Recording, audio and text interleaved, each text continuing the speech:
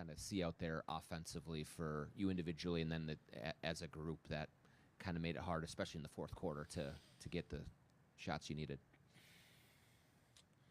Didn't play with enough energy. It just looked tired, and on top of that, we just didn't move with that kind of approach. I feel, or we just didn't move as well as we usually do, and defensively, I don't. We got to get even more fast break points.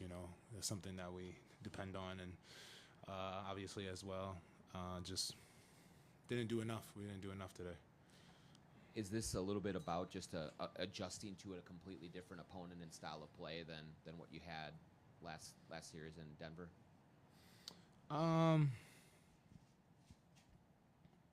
Yeah, but I think we've done a great job of adjusting all year. So we just didn't do enough tonight. When they needed to make shots, they did, and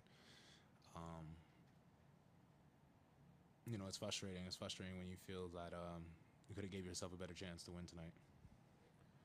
Carl, Finch was pretty upset with the execution late in the game. What did you see not work in the second half of the fourth quarter? Just we got to finish quarters better. Got to be better at finishing quarters, and I think what he's probably most upset is that like I said, you're more upset about the chances you didn't give yourself to win the game, and I know he's not going to be pleased. Obviously, isn't with not getting a shot. Having a turnover in those kind of situations and stuff. I know he's a stickler for that, so, and he's rightfully so. Nurkic and Jokic played up. They played the bigs up in the first two rounds. This team seemed much more committed to playing the bigs back and at the rim. What changes in that, and how do you guys take advantage of that in game two?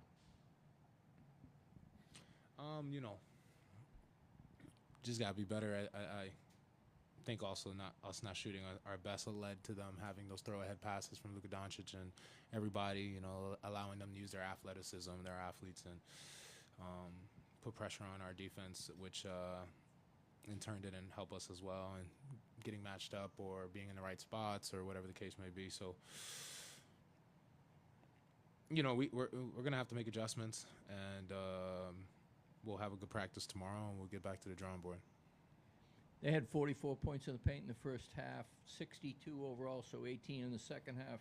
A lot of those points from Kyrie. A lot of it in the first half, obviously. Yeah. What adjustments did you make, and did you figure out things?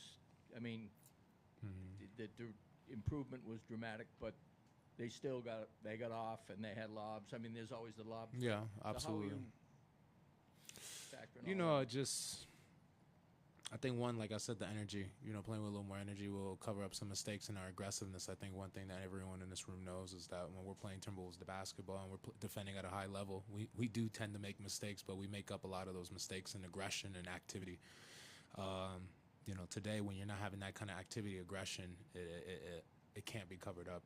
So I think in the second half, from my perspective, I haven't watched the tape. Obviously, I'm in the moment, but you could see a little more desperation in us, understanding that the game was getting away and the game, time was running down, and we had to give ourselves a chance and pick it up. So I think in that desperation, again, it goes back to our activity and our use of energy, and I think that's why in the second half we did a better job of maybe making them, miss that bunny or that dunk.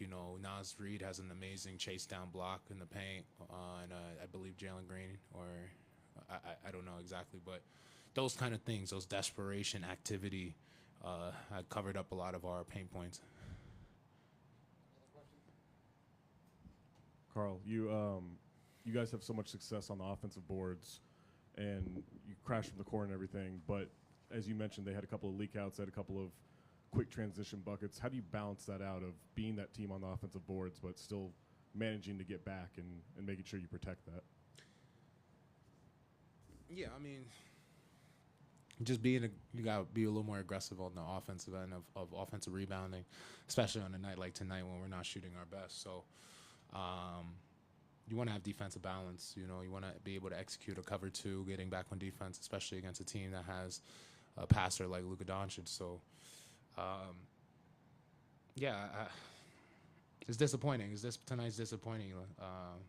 Like Britt says, you know, we gave up a lot of points in the paint, and if anything, with our team and our defense, the way that we're built, you know, with the length and size that we have, we can't allow points in the paint.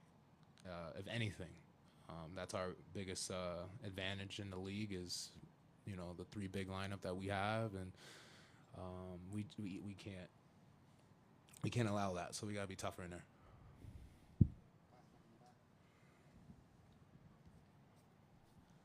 Carl, you were pretty upset when that offensive goaltending was called. What did you see there? How tough was that call in that moment? I was more upset because, you know, the play happened. Just want to help my team win. And then doing that, the crowd's going crazy. We got momentum. We got the crowd into it. And out of nowhere, I'm hearing that it's not going to be counted. So I think that's where my upset was the amount of confusion that I think that was going around about the play. It's unfortunate, you know. In a game where we're not shooting well, you definitely will take those kind of points when they come around, and those hustle plays, and you know, we just didn't go our way. I mean, at the end of the day, though, that play didn't cost us the game. It was, like we said, the points in the paint. You know, the fact that we didn't get more fast break points, the fact that we didn't play Timberwolves defense, those are the things that cost us the game. You know, that's just a moment in the game that could have helped us cover up the fact of how we played tonight.